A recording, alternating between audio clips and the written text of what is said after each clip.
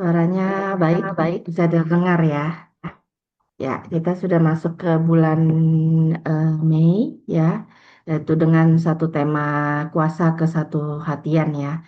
Tema yang begitu luar biasa, yang sangat penting kita sama-sama pelajari, ya, sama-sama kita renungi dan sama-sama kita lakukan di dalam setiap aspek kehidupan kita. Karena Bapak Ibu Saudara, hari-hari hari-hari ini gitu ya, belakangan makin makin orang makin jahat gitu ya, makin kita lihat, kita dengar bahwa kejahatan tuh makin merajalela gitu ya.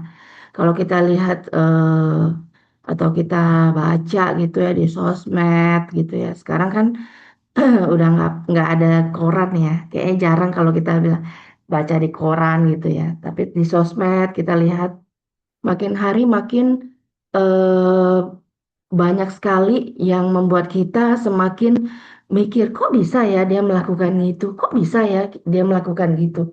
Nah, itu membuktikan bahwa dunia ini makin hari makin jahat, Bapak Ibu Saudara.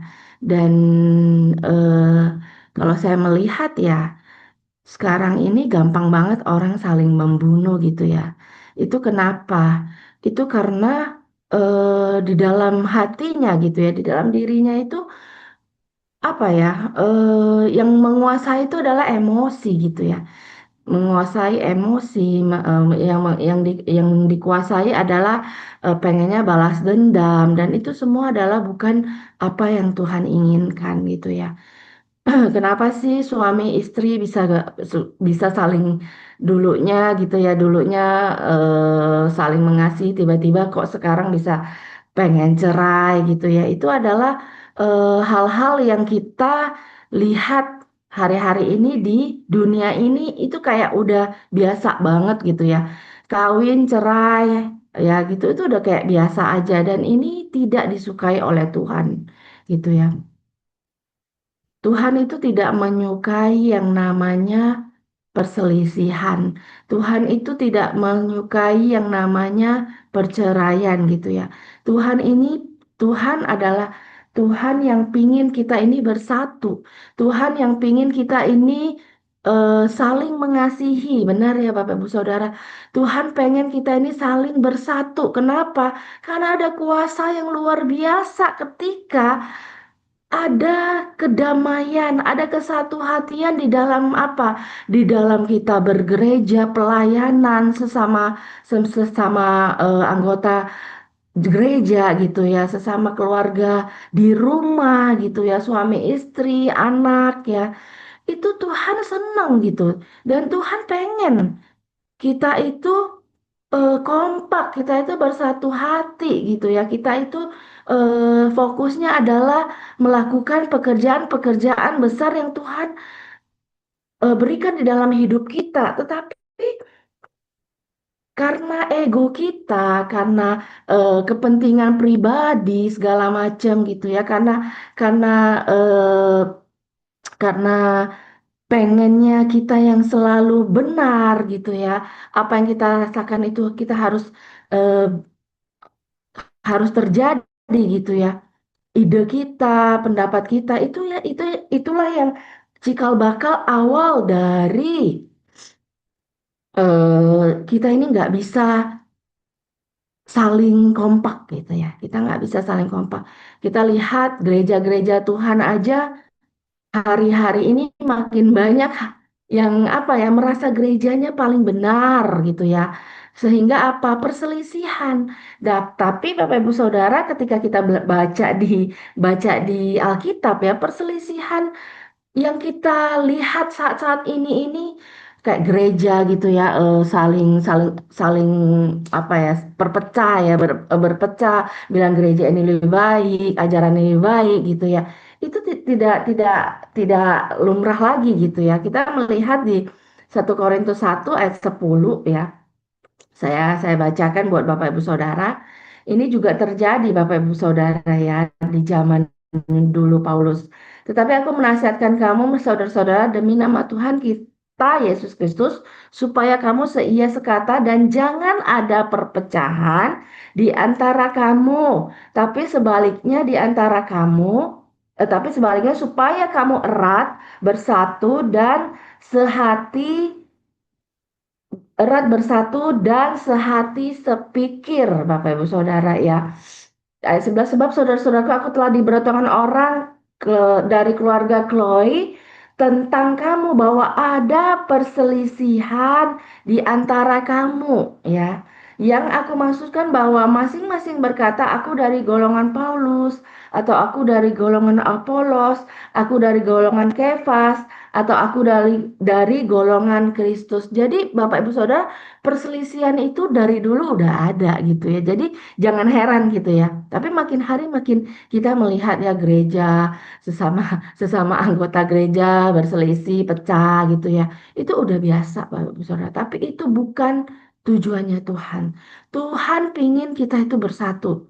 Ketika kita bersatu ada kuasa yang luar biasa Bapak Ibu Saudara. Ada tiga hal yang kita bisa belajar ya. Apa aja yang kita bisa dapatkan, apa aja yang kita bisa nikmati gitu ya, apa saja kebenaran firman yang janji Tuhan tentang kita yang sama-sama mempunyai kesatuan hati gitu ya, baik itu di dalam kita bergereja, baik itu kita di dalam keluarga gitu ya, baik itu kita mungkin di dalam marketplace kita bekerja gitu ya. Mari kita sama-sama buka. Sebab perpecahan, perselisihan, Bapak Ibu Saudara, itu bukan dari Tuhan. Amin. Itu berasal dari keinginan daging kita, ego kita, ya. Dan juga itu adalah keinginannya si jahat. Ya, iblis itu senang banget membuat perpecahan. Kalau kita eh, nggak saling kompak gitu ya, bertengkar ya, itu iblis senang gitu. Tapi lewat apa? Lewat keinginan daging kita, lewat ego kita gitu ya, lewat lewat pengen kita dianggap yang paling benar, yang paling hebat, paling besar gitu ya. Mari kita baca Bapak Ibu Saudara, ada hal yang luar biasa ketika kita sama-sama gitu ya, selalu kompak, selalu bersatu hati, selalu seia sepikir. Bapak Ibu Saudara, kesatuan hati ini bukan maksudnya gini ya, semuanya sama gitu ya, nggak ada perbedaan, enggak. Tetapi di dalam perbedaan ini kita bisa saling sinergi. Amin, Bapak Ibu Saudara, ya. Nggak mungkin kita bisa satu satu satu pemikiran gitu ya, satu sifat gitu, enggak. Kita itu dibentuk, diciptakan Tuhan itu berbeda-beda gitu ya. Karunia juga berbeda-beda, talenta juga berbeda-beda, sifat juga berbeda-beda, Bapak Ibu Saudara. Tetapi ketika kita bisa saling bersinergi, mempunyai satu harmonisasi yang luar biasa, itu akan keluarnya indah. Musik, kalau Bapak Ibu Saudara pernah lihat pertunjukan musik orkestra ya, itu luar biasa ya Bapak Ibu Saudara. Ada yang nyanyi, ada yang main piano, ada yang main saksofon, ada yang main trompet gitu, tapi lain-lain gitu. Tetapi ketika dibunyikan bersama-sama menghasilkan nada yang begitu indah, menghasilkan pertunjukan yang begitu indah. Bapak Ibu Saudara, kita buka Matius 18. Bapak Ibu Saudara, ini penting ya ketika kita tahu ada hal yang luar biasa janji Tuhan ketika kita bersama-sama bersatu hati gitu ya, kompak, saling mengasihi. Kita buka 18, Matius 18 ayat 19.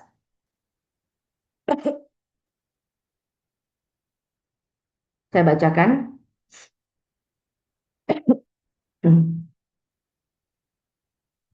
Dan lagi aku berkata kepadamu, jika dua orang daripadamu di dunia ini sepakat, Bapak Ibu Saudara, garis bawahi, sepakat meminta apapun juga, permintaan mereka itu akan dikabulkan oleh Bapakku yang di surga. Bapak Ibu Saudara, sepakat meminta ya. Ketika ada kesatuan hati, ada kesepakatan, Bapak Ibu Saudara, ada doa yang dikabulkan. Wow, luar biasa ya. Luar biasa Bapak Ibu Saudara. Jadi kuasa kesatu hatian, kuasa kesepakatan di dalam Tuhan, itu Tuhan hadir di tengah-tengahnya. Ya 20, sebab di mana dua atau tiga orang berkumpul dalam namaku, di situ aku ada di tengah-tengah mereka.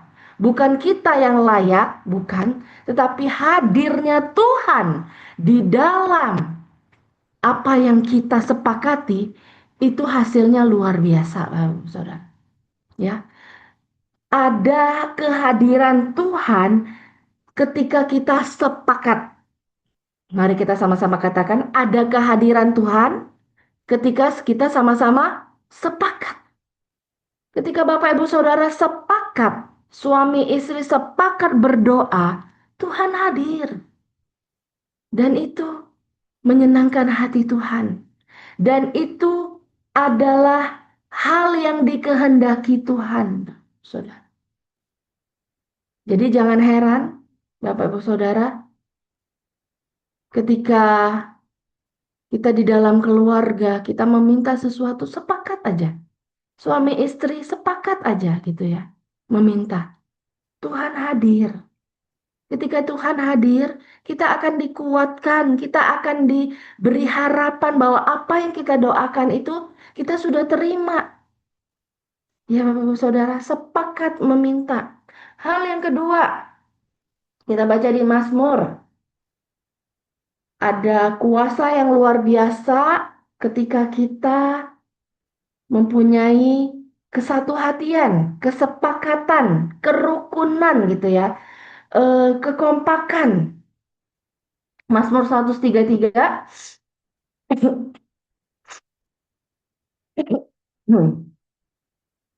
ayat 1 sampai 3.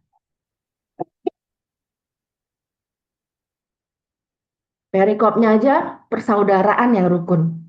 Sungguh alangkah baiknya dan indahnya apabila saudara-saudara diam bersama dengan rukun. Garis bawahi, diam bersama dengan rukun. Yang tadi adalah sepakat meminta, ya. Yang ini adalah diam bersama dengan rukun.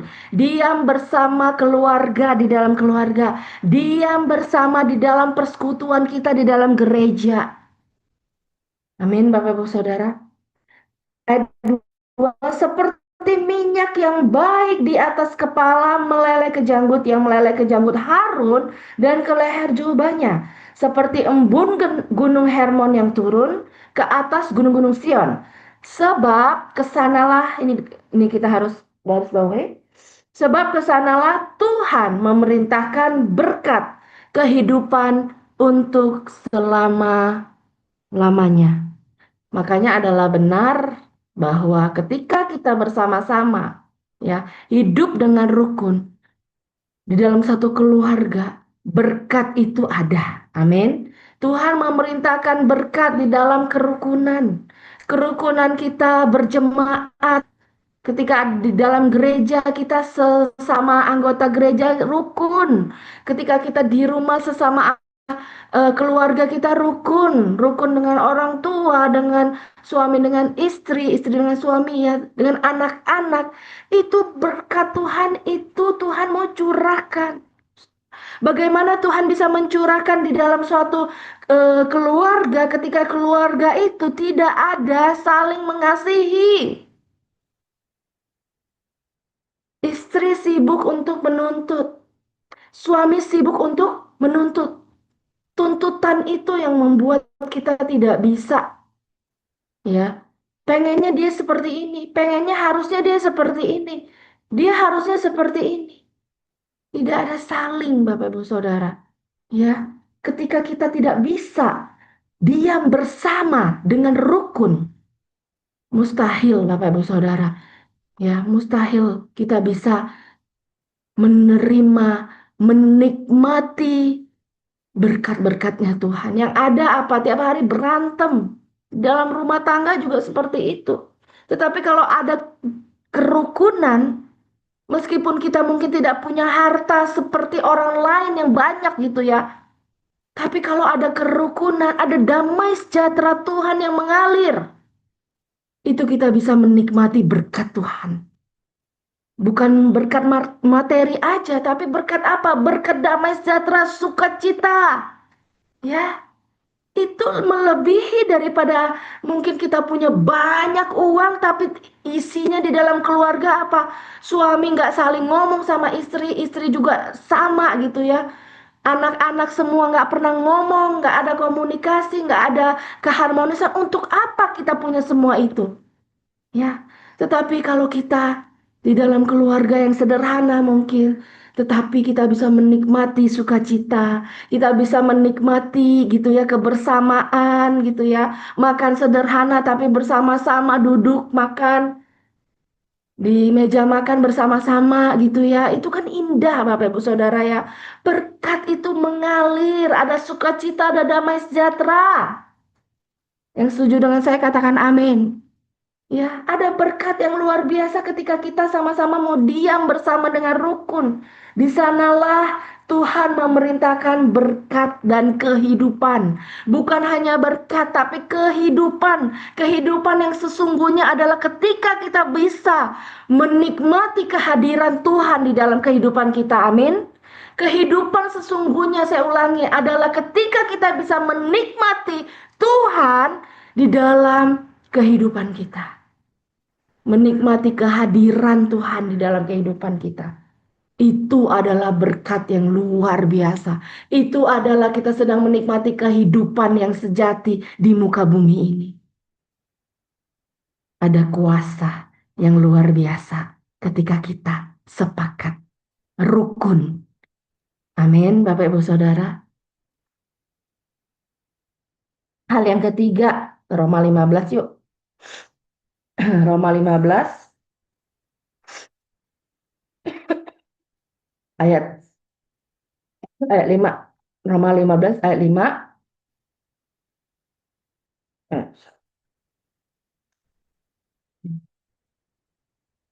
Kita baca Roma 15 ayat 5. Semoga Allah yang adalah sumber ketekunan dan penghiburan mengaruniakan kerukunan kepada kamu sesuai dengan kehendak Kristus Yesus.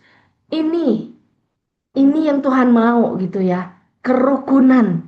Ingat, perselisihan, perpecahan bukan dari Tuhan. Tuhan pengennya kita rukun, Bapak Ibu Saudara. Ayat 6, sehingga dengan satu hati, satu suara kamu memuliakan Allah dan Bapa Tuhan kita, Yesus Kristus ya. Sebab itulah terimalah satu akan yang lain sama seperti Kristus juga telah menerima kita untuk kemuliaan Allah. Bapak Ibu Saudara, ketika kita sepakat, ketika kita rukun, ketika kita bersatu hati, Tuhan dimuliakan. Amin, Bapak Ibu Saudara. Tuhan dimuliakan dan ini adalah sesuai dengan kehendaknya Tuhan. Ini isi hatinya Tuhan. Supaya apa? Supaya Tuhan sama-sama kita bersama memuliakan nama Tuhan. Di dalam keluarga, di dalam pekerjaan kita, di dalam kita bergereja gitu ya. Di dalam gereja sesama dengan pelayan Tuhan. Kita bersatu hati, satu suara untuk memuliakan nama Tuhan. Ini yang Tuhan pingin. Kerukunan Bapak Ibu Saudara. Dan kuncinya adalah apa Bapak Ibu Saudara? Ayat 7, penerimaan.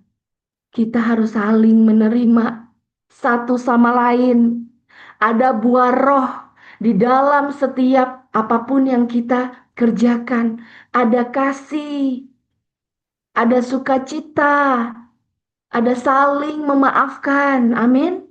Kalau kita bisa melakukan semua ini, Bapak Ibu Saudara, di dalam kita berkeluarga, berjemaat, saya pikir kita akan menjadi solid. Kita akan memiliki kekuatan yang luar biasa. Amin. Dan Tuhan mau memakai kita bersama-sama. Tapi kalau kita pecah, ya satunya pengen ke sini, satunya pengen ke sini, nggak bisa gitu ya kita bersinergi, saling sama-sama pengen menang gitu ya, pengen merasa paling benar, pengen merasa paling besar, pengen merasa paling dihargai gitu ya, itu nggak akan bisa kita menemukan keharmonisasian. Kita nggak bisa menemukan satu kerukunan, saudara. Tetapi kalau ada penerimaan, terimalah satu akan yang lain. Kata firman Tuhan, sama seperti Kristus telah menerima kita untuk kemuliaan Allah. Tujuannya adalah kita harus sama-sama tujuannya kemuliaan Allah, bukan kemuliaan diri kita sendiri. Ketika kita mencari, sama-sama mencari kemuliaan Allah, tujuannya sama, kita bisa bergandengan tangan, walaupun kita berbeda-beda. Amin. Kita bisa memiliki kekuatan yang luar biasa, walaupun kita sifatnya mungkin beda-beda. Karena tujuannya sama, yaitu kemuliaan Allah. Ketika dalam keluarga kita mau memuliakan Allah, memuliakan Tuhan, tujuannya sama, yang berbeda, yang nggak bisa apa, yang mungkin berbeda-beda pendapat kita bisa satukan. Karena bukan kemuliaan suami atau istri atau anak, tapi kemuliaan Allah. Saling menerima. Amin, Bapak-Bapak Saudara.